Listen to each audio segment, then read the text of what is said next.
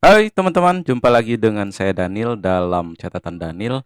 Dan di channel ini kami biasanya membahas hal-hal menarik seputar investasi saham dari sudut pandang fundamental dan cerita-cerita menarik dari investor legendaris. Nah, pada video kali ini kita bakal sharing tentang informasi apa yang harus dilakukan oleh investor di saat market bearish seperti sekarang ala Peter Lynch.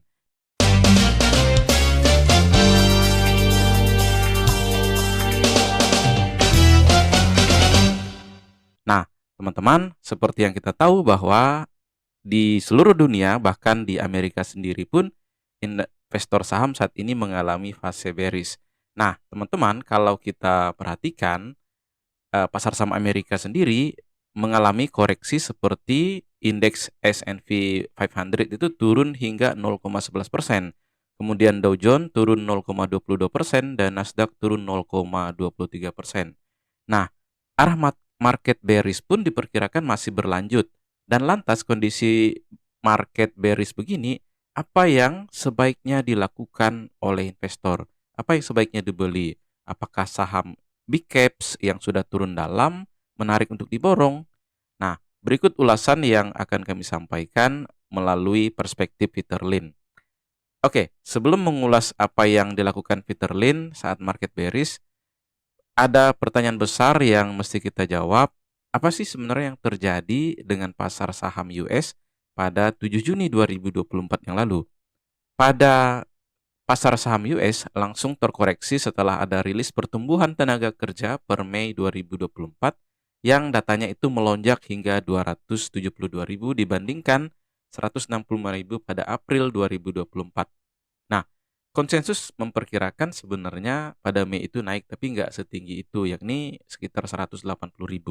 Nah, pada kondisi ini tentu saja akan membuat suku bunga naik tinggi atau bahkan bertahan seperti sekarang, bisa jadi pertahannya ini lebih lama.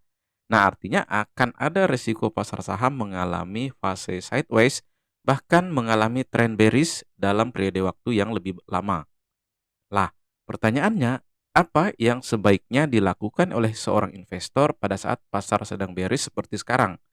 Nah, berikut pendapat dan tentu saja pengalaman dari seorang Peter Lynch dalam menghadapi pasar bearish. Nah, ini sebenarnya kejadian pada market crash tahun 1987 dan pada saat itu Peter Lynch ini sedang berada di Irlandia.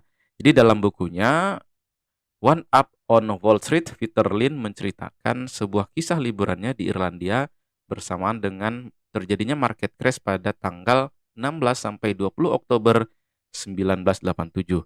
Pada saat itu, Peter Lynch bersama istrinya berada di Irlandia dan sayangnya liburan itu cukup terganggu dengan kondisi pasar yang nggak bersahabat. Jadi gini kronologinya. Indeks Dow Jones mengalami penurunan hingga 48 poin pada 15 Oktober 1987 saat Peter Lynch berangkat ke Irlandia. Lalu 16 Oktobernya indeks Dow Jones turun lebih dalam hingga 108 poin. Pada akhirnya Peter Lynch bertanya, apakah saya harus melanjutkan liburan kali ini? Kemudian berikutnya Peter Lynch tetap berlibur sepanjang 16 sampai 19 Oktober 1987 dia menjalankan aktivitas liburannya ya sesuai planning teman-teman, seperti perjalanan ke Country Court Irlandia, kemudian mengunjungi kantor pusat emiten di Irlandia, dan tentu saja mencium batu Bralney Castle dan bermain golf di Waterville, hingga menikmati seafood populer di Doyle. Nah, sayangnya dalam setiap aktivitas, Peter Lynch tentu saja sibuk karena memang dia sedang berkomunikasi dengan timnya atau orang-orang di kantornya karena memang terjadi penurunan saham.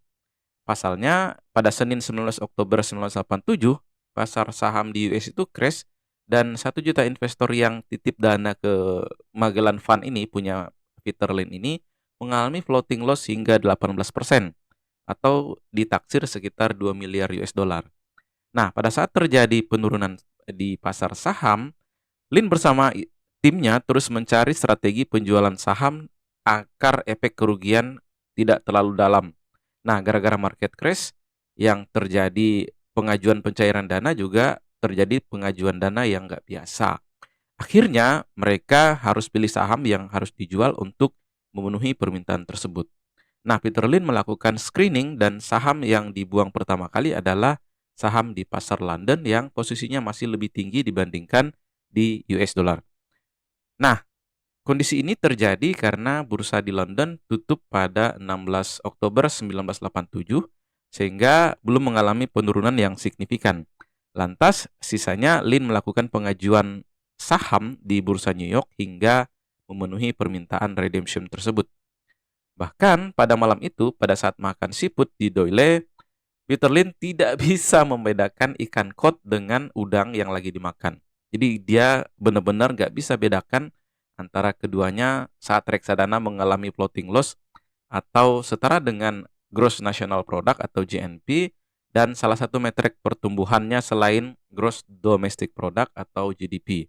Jadi negara kecil di wilayah kepulauan. Jadi benar-benar dia nggak bisa bedain antara kedua hal itu tadi. Nah, Peter Lynch pulang ke US pada 20 Oktober 1987 dan dia langsung kembali ke kantornya untuk mengurus berbagai kekacauan di pasar saat itu. Lantas kita akan bahas tentang perspektif investor di market bearish. Nah, ini menurut pendapat Peter Lynch ya teman-teman. Jadi bahwa Peter Lynch ini selalu percaya kalau investor sebaiknya mengabaikan tren pasar bearish. Jadi saat itu Peter Lynch pun mengedukasi para investor di reksadana Magellan Fund sehingga hanya sekitar 3% dari jutaan investor yang melakukan switching reksadana dari saham ke pasar uang. Nah, saat kejadian market crash 19 Oktober 87, kamu tidak perlu panik dan menjualnya langsung pada saat itu juga. Jadi, kamu bisa bersabar untuk hold selama beberapa bulan ke depan setelah para investor yang panic selling ini selesai menjual asetnya. Toh, kejadian ini di bulan Oktober dan saham juga akan menanjak pada bulan Desember pada tahun itu. Nah, pada saat itu, jika merasa kurang nyaman dengan fundamental dan risiko pasar yang tinggi, kamu tentu saja bisa menjualnya.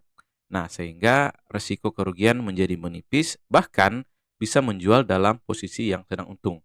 Nah, begitu edukasi dari Peter Lynch kepada para investornya. Nah, meskipun demikian, secara psikologis posisi market pada saat itu yang memang crash atau bisa dibilang bearish memang membuat investor saham ini pada frustasi. Dan setelah itu, akan banyak investor yang membandingkan kondisi ini dengan periode sebelumnya. Lalu Peter Lynch menceritakan kondisi ini juga sebenarnya pernah terjadi pada 1981.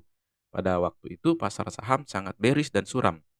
Dari situ banyak yang merasa tampaknya pasar saham bisa seperti kejadian tahun 1929 yang mana pada waktu itu terjadi the Great Depression di US. Nah, pada saat pasar saham mulai turun, akan muncul perkiraan seberapa besar market ini turun dengan membandingkan periode sebelumnya. Hal ini tentu saja terjadi pada tren market bearish pada tahun 90-an yang dianggap oleh Peter Lynch ini lebih menyeramkan dibandingkan dengan market crash 1987. Yang mana pada market crash 1987 ekonomi terbilang tumbuh bagus, tetapi pada tahun 90 kondisi ekonomi itu kurang bagus. Dan saat pasar saham tren bearish akan ada banyak alasan kenapa kita lebih baik wait and see terlebih dahulu untuk masuk ke pasar saham. Jadi periode 1990 ini ada beberapa alasan kuat yang lebih baik wait and see di saham. Seperti keruntuhan ekonomi Jepang, kemudian perdagangan di Amerika Serikat dengan Cina, kemudian ada juga keruntuhan obligasi pada tahun 1994, hingga krisis ekonomi di negara berkembang. Nah, terutama di kawasan Asia Timur. Dan tentu saja akan ada saham-saham yang terbilang mahal dan frase ini seringkali diucapkan pada saat kondisi market sedang bearish. Nah, berbagai kekhawatiran ini pasti akan muncul dan nggak pernah berhenti saat posisi market sedang bearish. Namun, pada dasarnya tetap sederhana dan tidak berubah. Saham bukanlah tiket lotre, teman-teman. Jadi, ada perusahaan yang melekat di setiap saham yang beredar. Nah, perusahaan pun bisa melakukan hal ini menjadi lebih baik atau bahkan menjadi lebih buruk dalam berbagai faktor, termasuk faktor eksternal yang nggak bisa dikendalikan. Jadi saat perusahaan melakukan hal yang lebih baik, maka sahamnya juga akan ikut naik. Tapi pada saat perusahaan melakukan hal yang buruk, demikian pula sahamnya juga akan mengalami penurunan.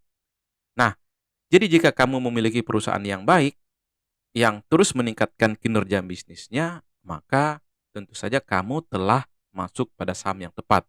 Begitu ujar Peter Lynch. Nah, tentu saja ada juga paradigma yang mengatakan bahwa saham big caps ini sebenarnya anti turun. Apakah benar demikian? Nah, jadi ini sebenarnya salah satu salah kaprah yang memang bisa dibilang eh, terjadi di berbagai atau hampir di semua investor saham. Nah, meskipun bahwa kalau kita ketahui ketika saham big caps ini dinilai nggak bisa turun, pada saat market bearish mereka juga akan turun. Jadi hal ini juga terjadi di US pada tahun 1970-an. Pada waktu itu saham pada dengan market cap kecil memang terbilang goyang saat tren market bearish.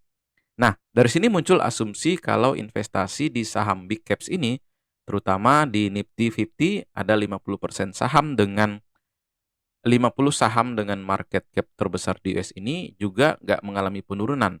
Tetapi faktanya pada tahun 73 dan 74, saham big caps tersebut mengalami penurunan yang dalam hingga 50-80%.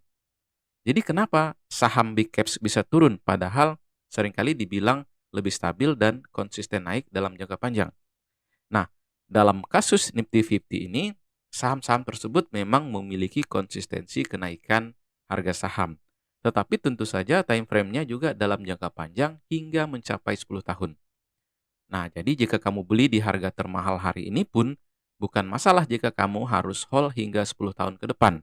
Nah, oleh karena itu, setiap berinvestasi disarankan untuk menggunakan uang dingin atau uang yang nggak akan digunakan untuk kebutuhan sehari-hari. Sehingga ya kita sebagai investor bisa hold lebih lama.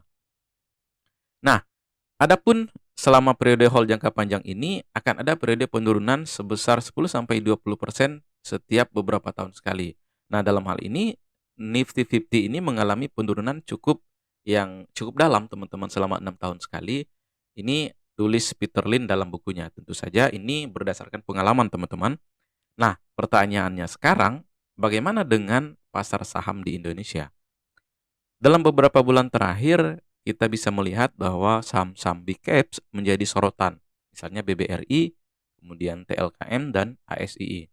Nah, apakah ini akan menjadi tanda kiamat dari ketiga saham tersebut? Nah, secara historis, pergerakan harga saham secara bulanan sejak 2004, harga saham BBRI memang telah mencatatkan penurunan hingga 30-50%. Jadi tren penurunan ini disebabkan oleh dua hal, yakni market crash karena kejadian luar biasa seperti kejadian 2028 dan 2020 pada saat COVID. 2008 itu kasus subprime mortgage serta terjadinya tren kenaikan suku bunga pada 2013, 2015, dan 2024 yang memang suku bunga sedang tinggi. Nah, berbeda dengan BBRI teman-teman, dua big caps seperti ASII dan Telkom ini sudah mulai mencatatkan level sideways-nya ini sejak beberapa tahun sebelum COVID. Contoh saja Telkom yang memang sudah masuk pada level sideways di 4 ribuan per saham sejak 2017. Sedangkan ASII sendiri sudah sejak 2011. Nah, jadi pada dasarnya kita kembali pada aspek fundamental yang disebut oleh Peter Lynch, kenapa kedua saham big caps itu stagnan. Jadi yang pertama, TLKM sendiri tidak melakukan hal yang sangat baik sejak 2017. Nah, karena hanya kinerjanya hanya bergantung pada Telkomsel. Sedangkan pertumbuhan bisnis lainnya cenderung lamban. Bahkan inovasinya juga terbilang kalah bersaing dari pesaingnya. Nah, lalu yang kedua, ASII sebenarnya melakukan hal yang cukup baik. Hanya saja exposure di sektor otomotif bikin sahamnya ini bergerak stagnan.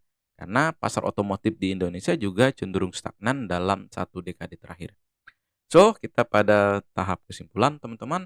Jadi, apa nih yang harus dilakukan seorang investor dalam kondisi market bearish hingga saham big caps juga terkoreksi?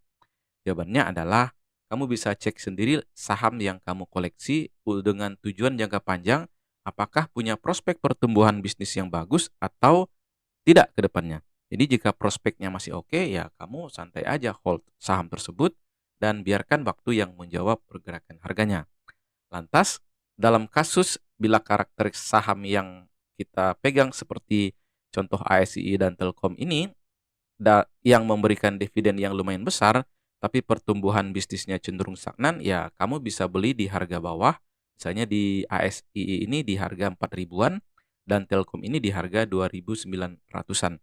Nah, setelah itu kamu akan dapat dividen dengan tingkat dividen yield yang menarik. Tapi catatannya teman-teman, hal ini bisa dilakukan hanya untuk emiten big caps yang punya pertumbuhan bisnis tetapi hanya moderat dan stagnan seperti contoh tadi ASI dan TLKM. Nah, beda kasus dengan UNVR dan HMSP yang bisa dibilang dari segi margin keuntungan terus mengalami penurunan atau tergerus. Sehingga bukannya stagnan tetapi kinerjanya justru malah melorot atau turun terus-menerus. Dan jika kamu sudah hold dan tidak ada modal dengan uang dingin lagi, ya lebih baik nggak perlu hiraukan kondisi market dalam jangka pendek. Kecuali jika kamu punya model trading yang memang trading ini butuh perputaran cepat. Nah, pasalnya menurut Peter Lynn, bagi investor jangka panjang, waktu adalah teman terbaik. Nah, demikian pembahasan kita tentang hal-hal yang perlu dilakukan menurut perspektif Peter Lynn. Nah, mudah-mudahan informasi ini mengedukasi Anda dan Anda terinspirasi. Oke, saya Daniel dan salam satu frekuensi.